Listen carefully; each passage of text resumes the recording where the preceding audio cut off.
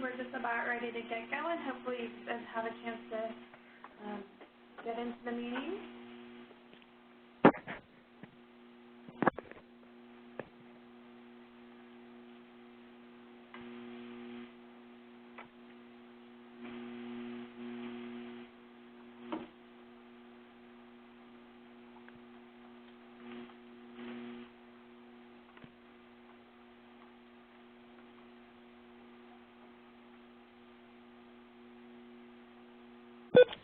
Jarma, real quickly while you're waiting, what is the recording feature? It's just so that we can, Aaron edits we record the webinar, so it records the sound that you hear and what you see on the computer, and then we can post the recorded webinar so people who were unable to make it here, or if you just want to go back and revisit what went on here, you can go and see that. Aaron usually edits it a little bit so it's shorter, more pleasant to watch. Hopefully remove some of the if we are excessive in that. Remove this conversation. Yeah. Okay, that would be ideal for creating minutes. Yeah, we record pretty much all of our webinars now. You can remember. Yeah. You can find them if you go to the SWRCB intranet site and go to the training link. There's a place to then get to where we post all the recorded webinars. Oh, okay. And so I just see it now. It's a little button in the upper right-hand corner of the host's screen. Yeah. Okay, thank you.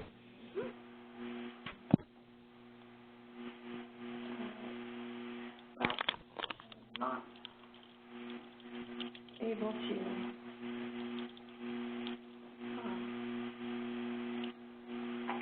do this.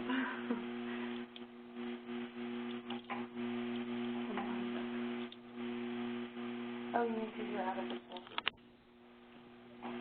I answered if added a multiple choice instead of the short answer question, and now I'm trying to clear it.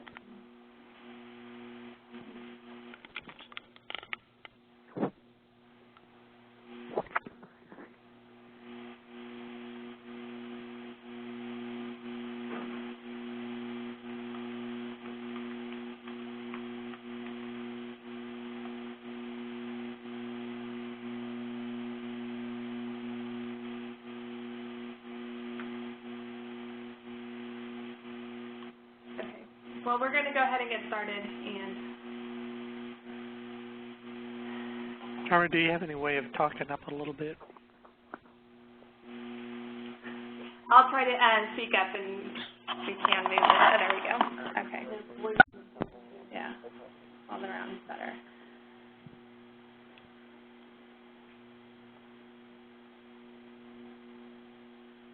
All right. Good morning. Welcome to the Enhanced Enforcement Wizard webinar.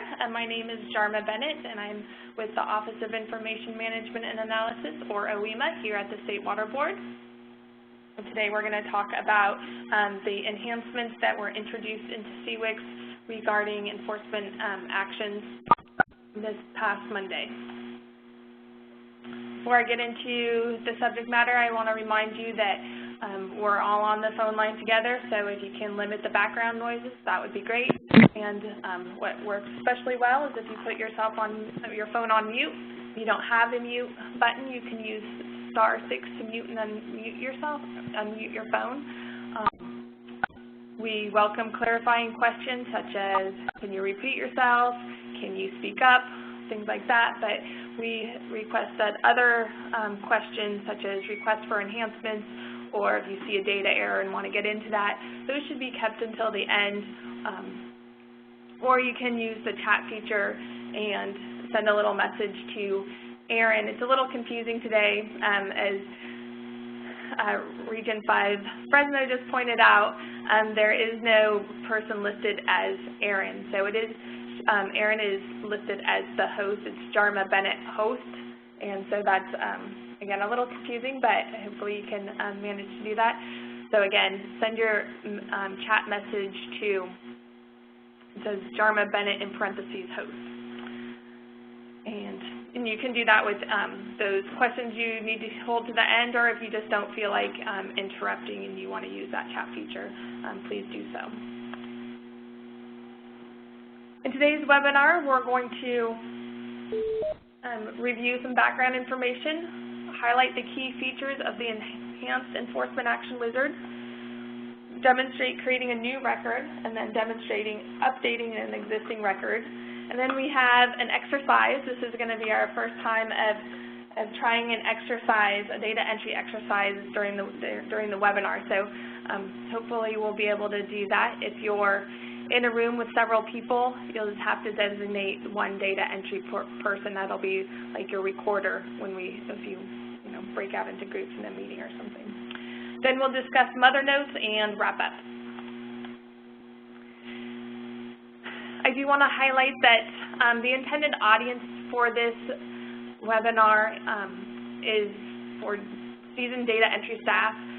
It's a complicated subject matter. Enforcement actions, specifically ones that deal with monetary assessments, have all different paths that they take, and so then when you add on top of that, trying to discuss how it then gets into the computer system, it gets very complicated. And so we,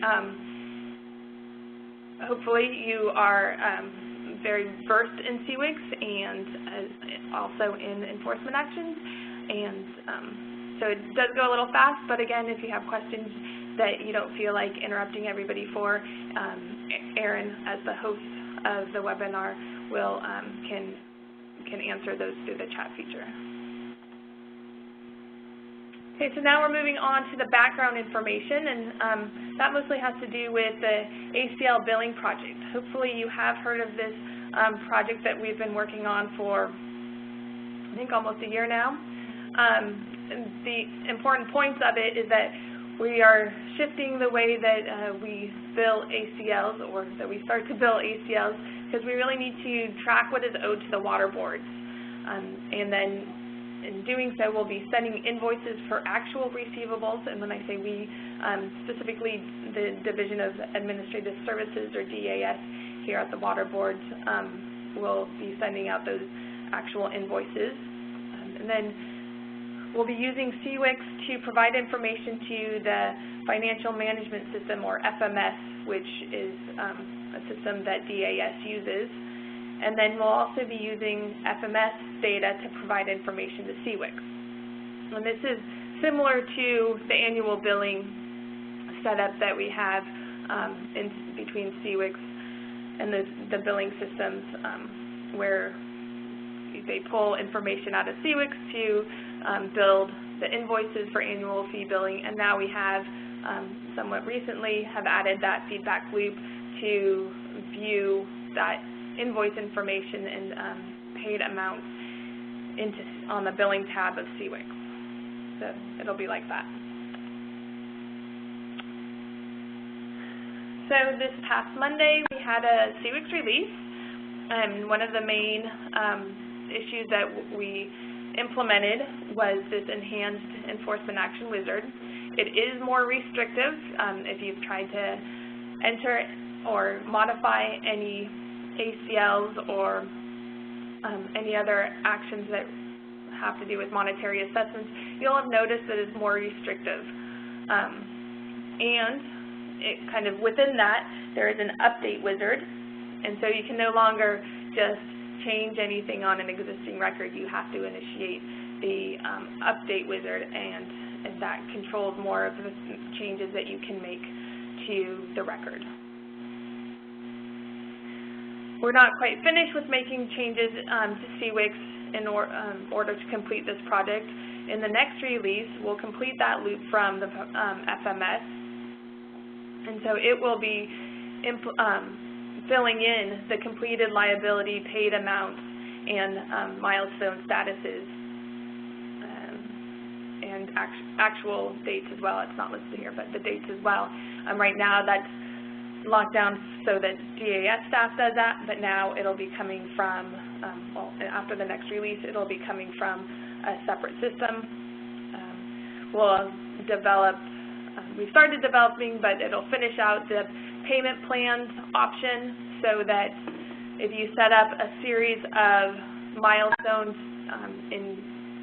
to reflect the payment plan agreement, that it'll the milestones will have a special status, I think it'll be called payment plan, until about a month before that due date, and then the status will automatically change to be not complete, so that we don't get a whole bunch of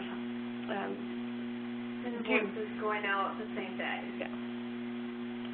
And then another thing we'll see in the next release is to implement a process to turn overdue project milestones into liability milestones.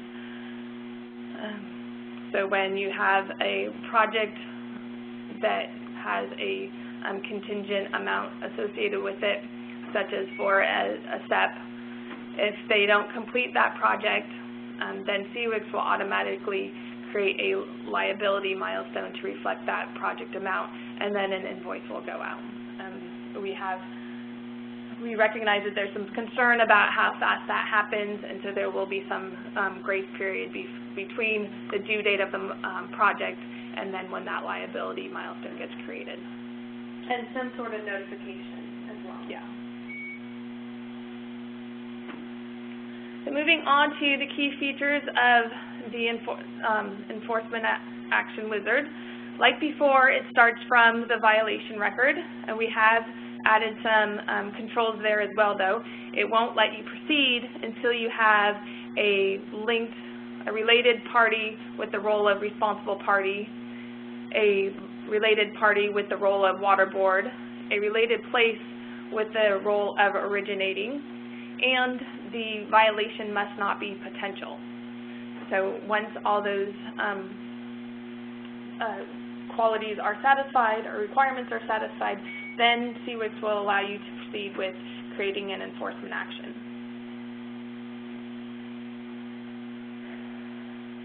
So one of the main goals of this project is that to be consistent with what goes in FMS, because actually CWICS data will be feeding FMS.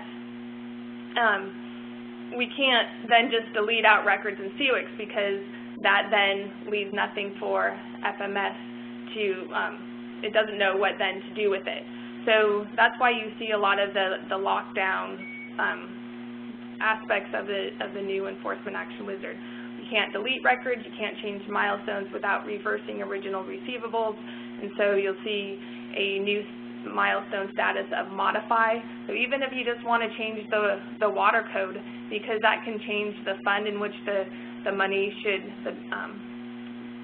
the paid invoice would go to, we force the user to change the milestone status to modify and then create a new milestone to take the place of the original milestone.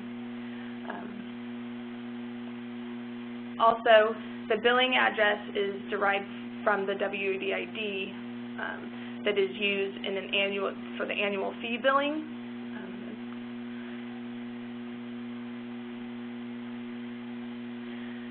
So I'm going to go move on to creating a new enforcement action record. In this case, we're going to create an expedited payment letter. We do use the term expedited payment letter to encompass all informal money letters. There's a lot of different terms that are used: pre-complaint, pre-filing, pre-settlement.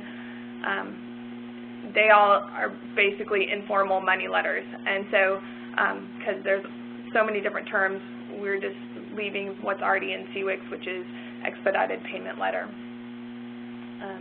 We're going to start with violation 889237.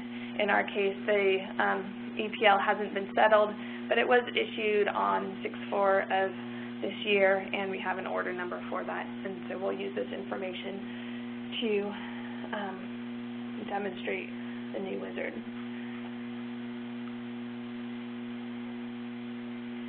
So I'm going into test as usual for these webinars.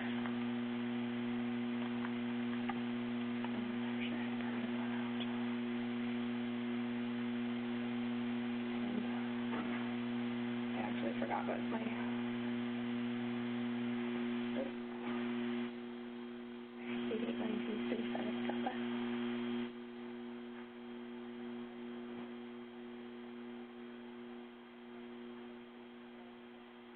So here I go to the violation wizard, or violation search screen. Hey, it's the first one. Okay. Recently accessed record I was trying to demonstrate. at 889227.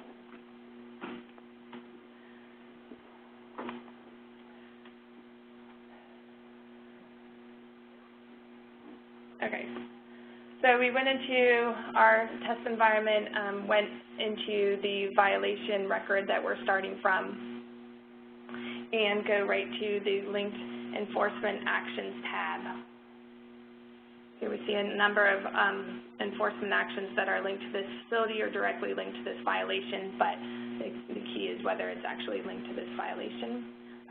But we're really concerned on just creating our new EPL, and so I'm going to launch Enforcement Action Wizard. So this is the new question that you get: is money involved with this action? And as we've already been talking about, we'll say yes. And we select the type of the action. So here you see we say money letter, such as EPL et al. Has the monetary assessment letter been settled? In our case, no, but it has been issued and is active, so you pick active. And you notice it's a very dynamic screen. You know, once I select answers to one question, then I'll get different subsequent questions. And another new feature is we have a new calendar that pops up. It functions like our other calendar icon, but instead of having to actually click on the little calendar icon, if you click into the field, the calendar will pop up, but you can still type in the date if you're more comfortable doing that, or you can use the calendar to select the date that you want to use. And then we also were provided an order number. And then it asks, do you want to add additional violations to the new enforcement action? In this case, I'm just going to say no, because in my scenario, this is the only violation. But if you do select yes, you're kind of brought into that same screen that you would add additional violations within the enforcement action itself, but it's just placed into this wizard instead. Quick question. Uh-huh. When it's an offer letter, there's not an order number at that point in time. It's just a preliminary offer, which may not be accepted. So is the order number required, or is that something you go back and enter once it's accepted? It is not required. You can update the record later. Actually, when you either settle it, you'll get another opportunity to add an order number. So yes, as you can see, it doesn't have a red asterisk, so that's a good point. I should have said all the required fields have the red asterisk. And so the order number field does not have one, so it is not required at this time. And you do have an opportunity later on when you update the record to add that in. So I'll go ahead and create enforcement action. It gives you a little message that which regulatory measure ID has been created, and it reminds you that you can upload your actual documents to the attachments tab of the resulting record. And then you see that in the existing window, I have my new enforcement action listed there, that it is linked. It's highlighted green to kind of show you that this is the new thing. It also opens the record up in a new window. And then if I expand it, you see it's the one that I just created. You'll see that the regulatory measure type is grayed out. I can't change that.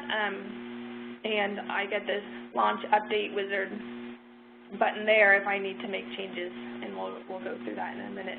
But everything else is similar to the Enforcement Action Wizard that we've seen previously. You know, it takes relationships and the answers to the questions that we went through to create a complete record.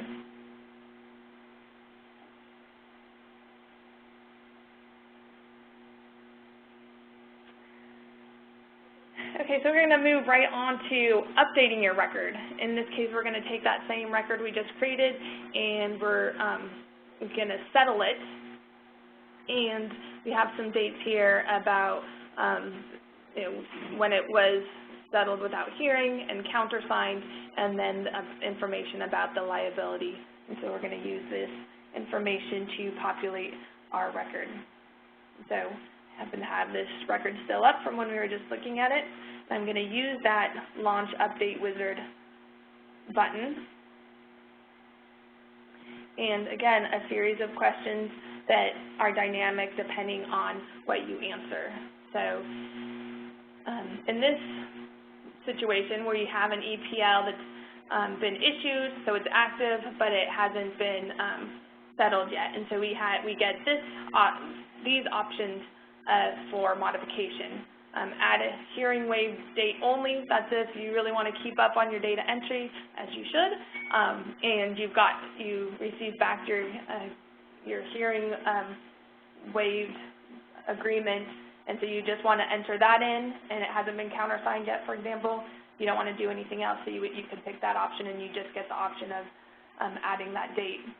The modify option is you'll have on any time you want to update your enforcement action, any enforcement action, and that's basically for various changes. You're not changing the state of the enforcement action, so you're not changing it from being an EPL to an ACL or a complaint to an order or amending it. You're just either adding information that you didn't know before, or maybe you noticed a mistake and you can just change information. But it doesn't let you do everything, you know. Again, you can't change it from an EPL to an NOV, for example.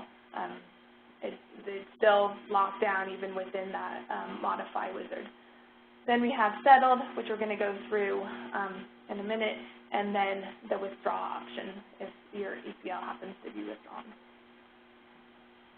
So enter the ACL settled without hearing date. Again, I get the calendar icon, and I select the date that we received the notice.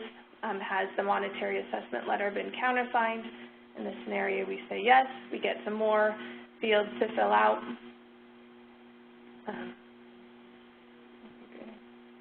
You just pick what your case is, and then we are going to add a liability. We've kind of tried to streamline the creation of liabilities as well with a preset table. We still have a liability name. Usually this isn't too meaningful because you just have one, and so it's just a liability. But if you wanted to be more creative about it, you can add this and give it a nicer name. This is a liability address in MMP. You have that option. You can add a description.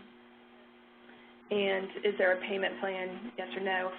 Like I said, we haven't fully gotten this functionality going because it doesn't change it from a payment plan status to a not complete status, as Aaron mentioned earlier, so the invoices don't all go out at the same time, but it's the beginning of that functionality is there.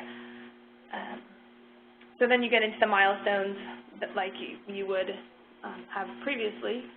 We have the comments in front right now. I think that makes it look more about the comments than it should, because the comments for liabilities, you know, typically aren't that important. I think we're going to actually move that to the end of the table, but right now it's at the beginning. So if you have comments that you want to add, you can add them in this big field there. But you do need, again, the items that have the red asterisk, starting with the water code. Like before, we have this lookup function that you can click on, and we tried to make the link shorter so you don't have to scroll. And in this case, I'm going to pick 13350E. We did do a little bit of changing of these water codes.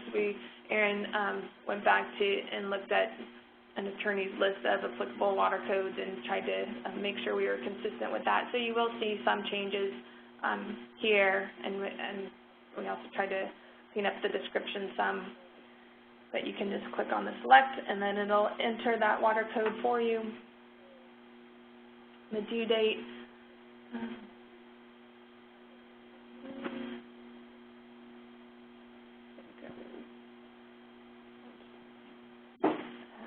then the amount. Again, I can't enter the actual date or the paid amount. That is information that will be filled in either by DAS or by the feedback loop from FMS after the next release. The liability amount here is $10,000. And I can add as many of these milestones as I need, and if 12 rows isn't enough, you can add another 12 rows. If you realize, hey, this wasn't right at all, or maybe you accidentally add 12 rows and you needed to remove the whole liability, there's that link right there to remove the liability. Or you can add another liability if you want to separate them out, but that's really not necessary. You can just add all your milestones into one liability. You also have the option to add a project as well. It works similar to what we just did for the liability. So again, the reminder to upload your documents to the attachment tab. So now I'm going to go ahead and update the enforcement action. And I got the note at the top, this enforcement action has been updated. Please review the changes to confirm that the appropriate updates have been made. So that's good. We want to look down at our date section. So we started with an EPL issuance date, and that was entered after our initial creation. Then we have the ACL settled without hearing, and then the adoption issuance date and the effective date that in this case is the same as the adoption issuance date. All of those were entered. Which you don't have to worry about anymore. Right. You don't have to remember which dates you need for what actions. The questions prompt you to enter the dates that you need, and then it picks the correct date type and enters that date that you entered. Hopefully that will be nice. Then we have the same table that we had before, and here is our new liability, and with our water code. And so this part looks the same. It's just entered and completed with the information that we had, or we filled in.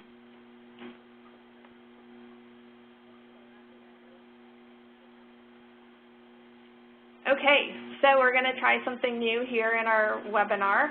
As I said towards the beginning, that you do need data entry rights to participate in this exercise. So hopefully you have those, and if not, you can just think about how you would enter this, or if somebody came to ask you questions, how you would answer their questions. But here's our setup. When you go to the violation module, search for the violation by the identifier of R, and then your region, 2012-1111. I hopefully made violation records for all of the regions. For region 5, I use just R5 for the 3 different offices, but there are 3 different violations to accommodate the offices, but it just in this order number field, it just says R5. So you're creating an active ACL complaint that was issued on the 2nd of this month. You have a complaint number where, again, you fill in your region number for the X. And then it is for an MMP, and it's for the liability is for $10,000. It's due on the 2nd. And then as you guys get going on this, we'll try to get the polling feature up so that when you do complete your entry, you can use the polling feature to enter that date in. Make sure you do this in test. That should help, because you've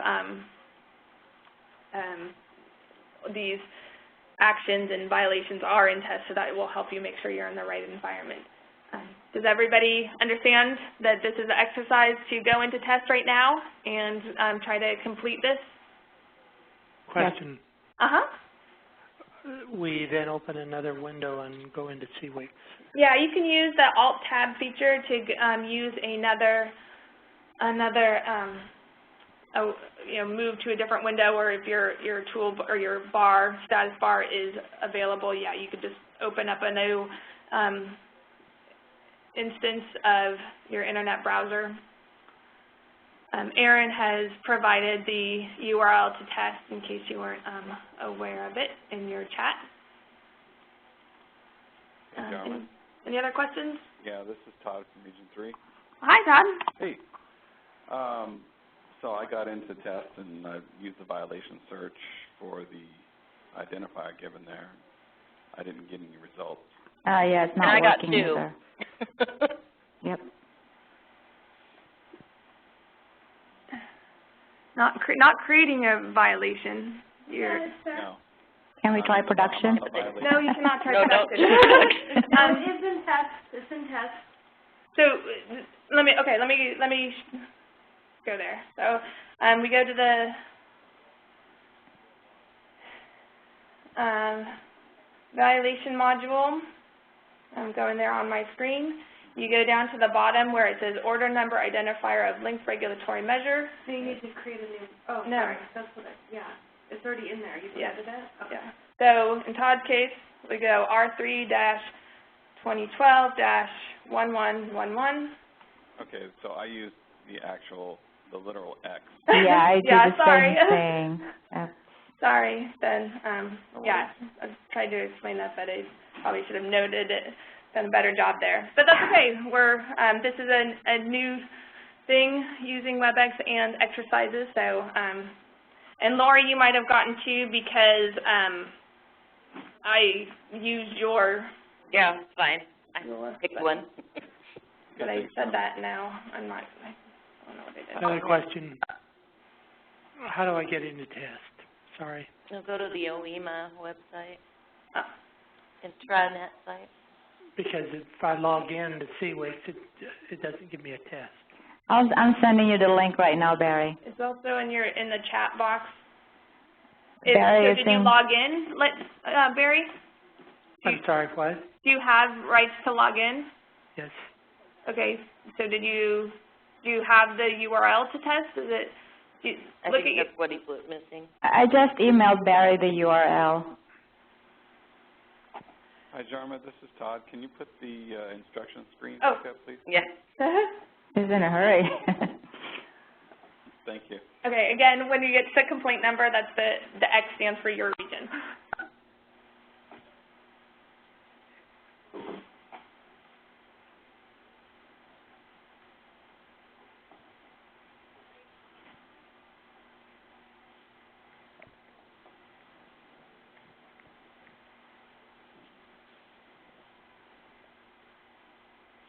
I haven't gotten that email yet.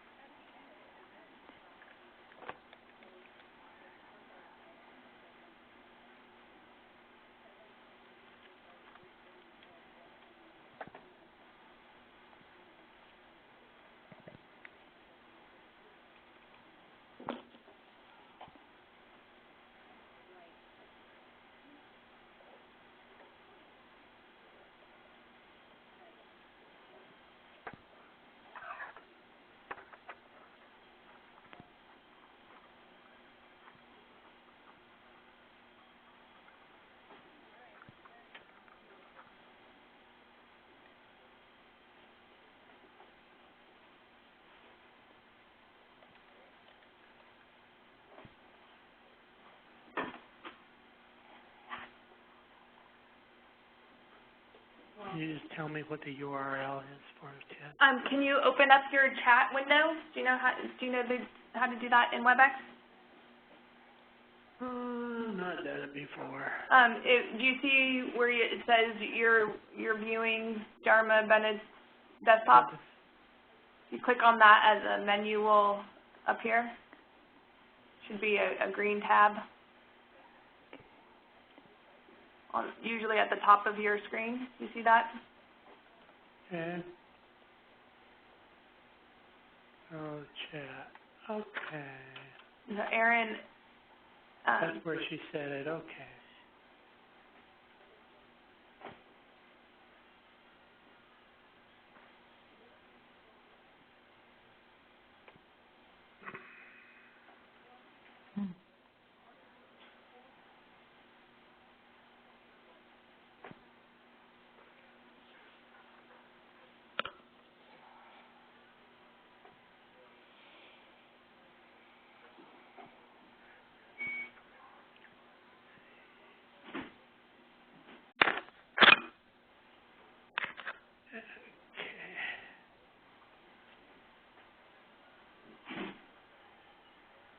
all right, I see a couple people have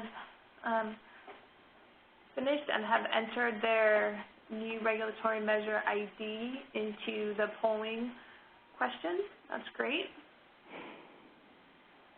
But please continue doing your entry if you're still working on that.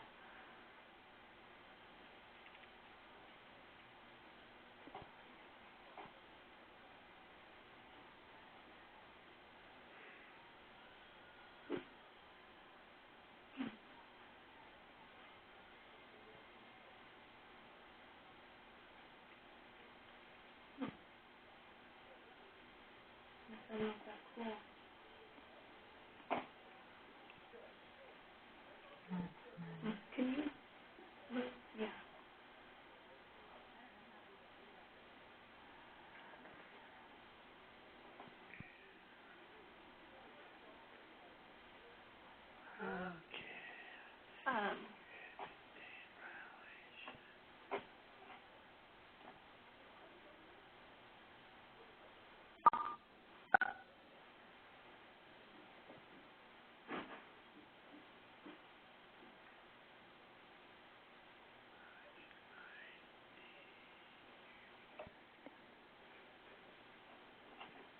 Okay, is it Lawrence? Laurent? Yeah. When you're searching for the violation, it's not actually the violation ID, it's the order number / identifier of linked regulatory measure.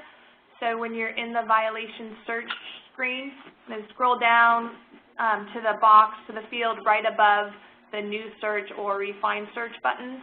There's a field there. You enter that R2 2012-1111 in that field there. Okay, let's see here. So where exactly is that? So are you at the violation search screen? Yeah. And do you see the buttons for new search and refine search? Let's see. At the bottom of the I see search. criteria? At the bottom of the window, I see just search. I don't see new search or... Oh, because Erin already did, sorry. So, yeah, just the search button. Right above that button, there's a field that says order number / identifier of linked regulatory measure. Okay, got it. Thank you. Well, because of how the polling feature is set up, the time has expired on the poll.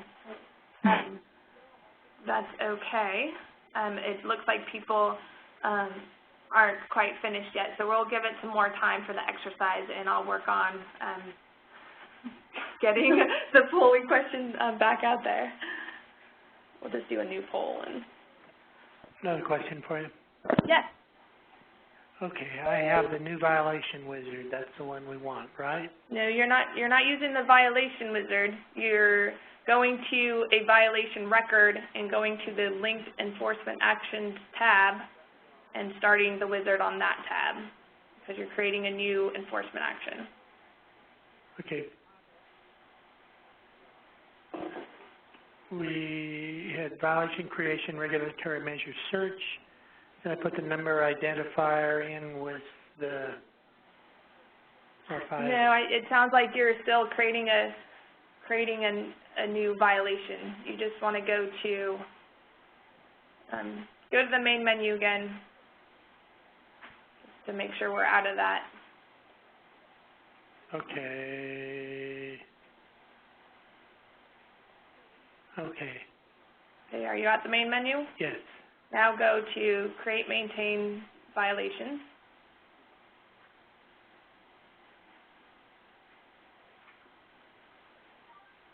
Okay. And then at the bottom of that search criteria screen, right above the button to search, there's a box that you enter the order number in.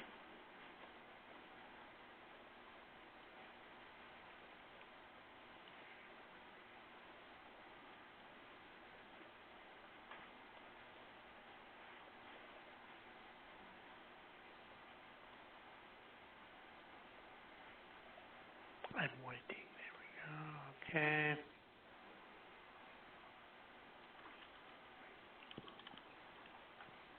Okay, so then I do the one that says practice place region 5S. Yes. Okay, now I have the violation.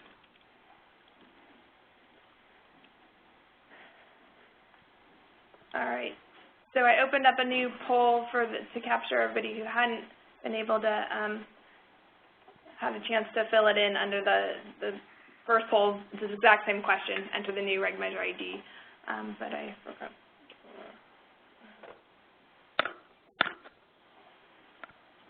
And it looks like, including the people who had previously answered,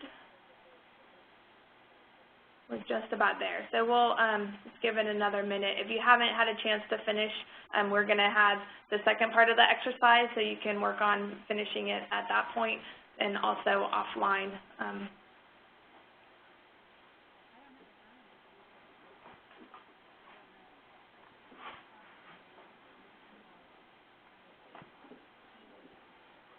What I have is a screen showing the violation. What was that? My screen shows the violation. Yeah, you have to go to the Linked Enforcement Action tab.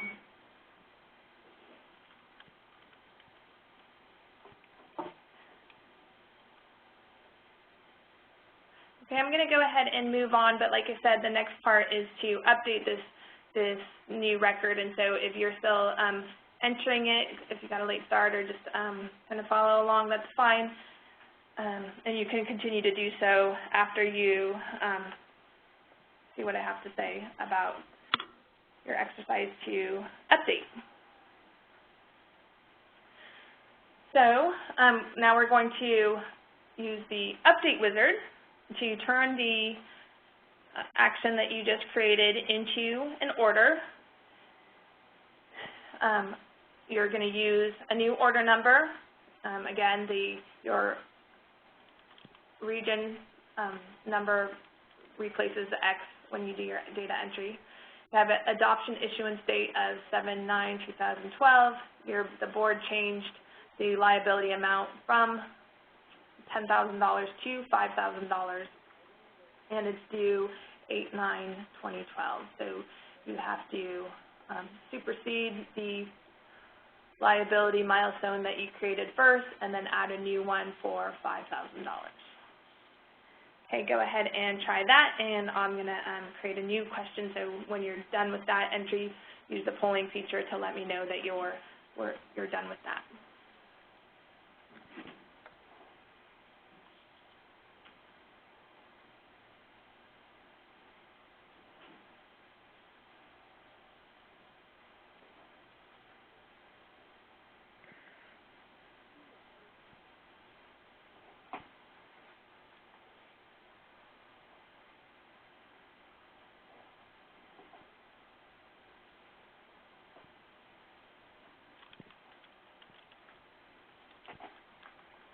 Okay, I'm sorry to be so slow here. Okay, I have the menu back. Now where do I go to the maintain violations or measures? Did you finish creating the first enforcement action? No, I did not. Oh, yeah, you need to do that in order to do the update part. So why don't you just go ahead and finish working on creating the first one, and then if you don't get to, you can just take the updating part offline. Jarman, this is Todd, Region 3. Yes, Todd. At the stage where we're in the wizard and we've chosen the status of superseded, do we then select the add more rows link or add another liability? Just add more rows. Add more rows. Yeah. Thank you.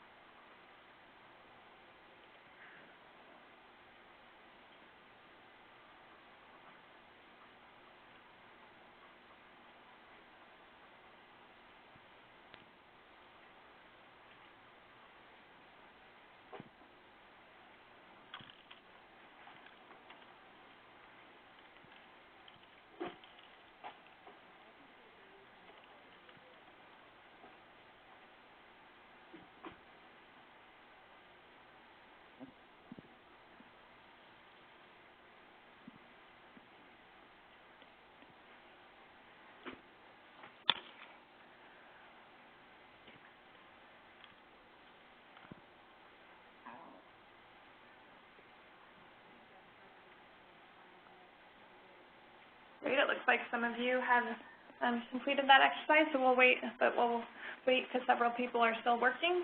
Give it another couple minutes.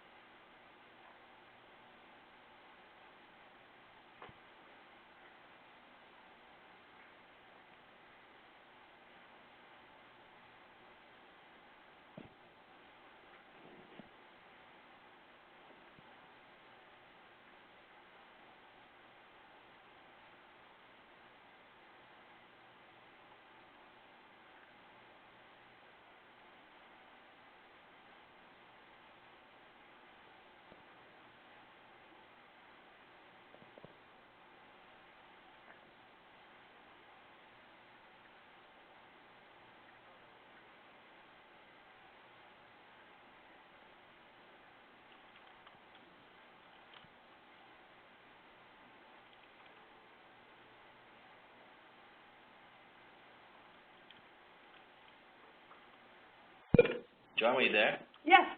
On the title, when we're done with this exercise, the title still stays as ACL. Now, we used to use ACL when we turned from liability to order. Is that going to be everybody going to use the same acronyms, ACL versus ACLO or ACLC? Or it doesn't matter anymore? Well, since you can't edit the title anymore, it's just going to be ACL. It doesn't let you, okay. In our screen, it looks like you can edit it, but can you type? Yeah, you can edit it in our screen. But do you have a save? Do you have a save button? No, we don't have a save button. Okay, that explains. All right. Okay, thank you. We will be opening up the description, though.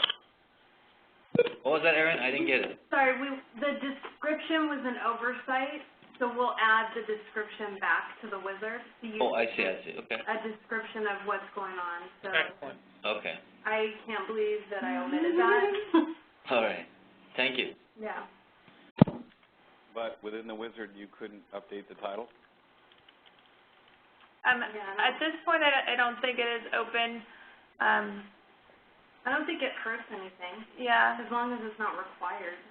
Yeah, I know a lot of people like to put in more information. If you think that's important, if you like to put additional information in there, let us know and we can open it back up. We were just trying to omit things that weren't really necessary to change, just to reduce data entry. Yeah. But I also am guilty. I put MMPC and MMPO, so. Okay, I think we are coming up to our time limit for the webinar, so I do have a couple more slides. So I'm going to go ahead and close the poll. If you didn't quite get a chance to finish, you can definitely continue after the webinar. If you have any questions about the exercise, we can stay later also, but I do want to get through the material. So for those who were only planning to stay this long, or an hour, we'll pretty much be within that. So I'm going to close the poll. And hopefully, I thought it went pretty well for the first exercises within the webinars. So thank you for your participation in that. So I do want to cover some other notes. If you have an action that has been petitioned, you have the option of when you update use the Update Wizard, you can petition, mark the action that you're wanting to do to petition an order, and when you do that, then it automatically adds a petition task to the regulatory measure.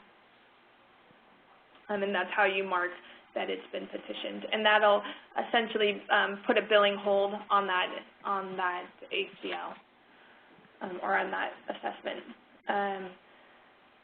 The project amounts. When you do like a SCP, there's a contingent amount that would be owed by the discharger if they don't complete the required project. And how we're handling that is that there's a project amount field in the overall project screen that automatically creates a milestone for you with that amount that you enter. So for this, you don't actually enter a milestone with the amount. You just enter the amount in a field that asks for this amount, and then the milestone is automatically created. Again, we did that to hopefully simplify things. And also a note that about existing data that's in the system right now may not be consistent with all the rules that we have in creating new records. And that can be problematic because then when you go and use the Update Wizard, for example, to do a new action, if the data that's there is not what the system is expecting, you can run into an error. You can not be allowed to do what you need to have done. And just those situations that things may not work out as you think they should. If this happens, please contact us, specifically Aaron or I, for these special enforcement actions, so we can figure out what the issue is, what piece of data may be causing the error, or what piece of data you need to be entered, and if necessary, they can be entered outside the wizard, but we definitely try to limit those actions because they, it may not be then consistent with the data pull that we're doing on the other side, which is the whole reason for this lockdown that we're doing. So again, if you're running into any problems, we don't want you to get too frustrated. Just contact us.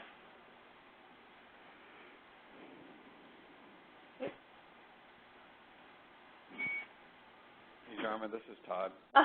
Hey, just on that last point, with the ACL cleanup, I'm definitely running into issues like you just described. And I tried to clean something up yesterday, and now I got to clean up my cleanup. Oh. So I can email you or call you or Aaron, whichever's best. Yes, please. I need a break from ESMR. All right, do you want to talk on the phone or do you want to email? Do you want to talk on the phone or do you want to email? Either way. Whatever you would like to do. I think I'll I'll probably give her a call then. Okay, great. Call Erin. Yeah. All right, thank you. This is Brian. There's a ACL data cleanup effort going on right now with CWIX. That's our deadline is July 24th. So the restrictions that were added may be getting a lot of calls. Is there any way to hold off on those restrictions until after we meet that deadline? I think you're done. But we already released the Wizard. Unfortunately, there's no way to hold back on the restrictions, but I can work around them. So, but I've been in contact with Melinda, and I think you guys are done. There's a few things that we need to do. So okay, well, she's done with her effort, but some of it's being kicked over us to do the last cleanup. I understand. But some of it's on, my own responsibility because some of the issues in the Wizard are on my fault. I mean, well, and we'll do the best that we can to clean it up, and we're available to help out when we run into these errors. So please bear with us. Okay. So we do have our penalty project report and the ACL report that are existing reports that you can use to see what data is in the system. With our cleanup effort, separate spreadsheets have been being sent out. So we will continue to do that with that for the cleanup effort. We are also going to be building problematic reports, but we want to get a better sense of what those things are that will need these types of reports. So there'll be a future effort. We do have an ACL project fact sheet that Erin put together on the Office of Enforcement intranet site that describes the ACL billing project and the things that are encompassed within that. The enforcement policy is always a good reference when you're talking about enforcement actions. And then just today I posted an enhanced enforcement action wizard guidance. It's on a CWIX wiki page, but if you, I won't go there now because of time, but if you log into CWIX, the message of the day now includes a new link to that document. It's kind of just goes over what we went to today, but in a written down form so you can refer to it, and hopefully that, again, kind of quick and dirty guidance on how to use the new enforcement action wizard. Again, contact information. If you're running into errors, you can't do what you need to do, contact Erin or I, either through email or through the phone. And now we'll open it up to questions. I realize that it is 10:30 or a little after, so if you need to go, please do so. If you want to stay and ask questions, we're here to answer them. Thank you very much for your participation today. Thank you. Bye. Great job. The exercise was an excellent point. Great. Thank you. Jarma, this yes. is Chris in Region 3. I noticed that I went back to the enforcement tab after I did the modification on the amount, and I went back to the enforcement tab, and it looks like they're being assessed $15,000 instead of $5,000. So it added the two, and I must have skipped a step somewhere. Can you explain that? Did you change the status of the original milestone to superseded? Oh. Okay. I'll have to go back and go through the exercise again and see where that tab is. Yeah, I didn't make a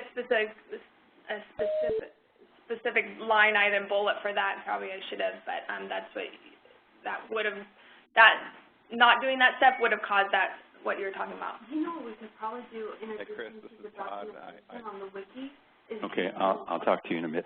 Okay. And put the steps, and just kind of this is what we went over, this is the steps we went through, maybe? For this exercise, or just in general? Just to work, just put an exercise, this is the exercise we did and this is how we did it. So that, and kind of like the key to the exercise thing? Yeah. Oh, yeah, because that made a significant, that was a significant step, and I skipped it. And if I hadn't of followed up and looked, I would have thought that the liability was going to be $5,000, and instead it turns out to be $15,000. Yeah. Okay. Yeah. Well, I'm glad you looked. That's always good. And yeah, sorry if I didn't make that point clear, but good catch. For anybody who's still on there, we just talked about when you're updating your milestones in the exercise that we went through, and probably a lot of your cases when you're changing from one amount to the other, you want to make that first milestone, you want to supersede it if you're, like the board, or has introduced a new amount or is specifying a new amount. A little bit different case is when you just do a typo, enter in $3 instead of $3,000, for example. In that case, you would use the status of modified. So they think the guidance document that's posted on the wiki site, it goes into more detail about the difference between superseded and modified. Would you use modify or superseded to change the water code? Modified. Okay. Unless it was really superseded. I mean, I can't imagine a case where the complaint cited one authority and then the order cited another, but it happens. I mean, it could. There was a mistake, like yeah. where it was incorrect and then the actual document was corrected. That could be. But in general, it's just because there was a mistake or it was omitted. I think that's what a lot of people are experiencing now with the cleanup effort, is that water codes were missing in their old ACLs. You have to go in and modify those milestones. So you launch the Update Wizard. When it asks what action you want to take, you say modify, and then go into that milestone, change the milestone status there to modify, enter the same milestone, but this time make sure you have the water code. Yeah. Okay. Thank you very much. That was good. Okay, thanks, guys. Thanks, Charlie. Bye.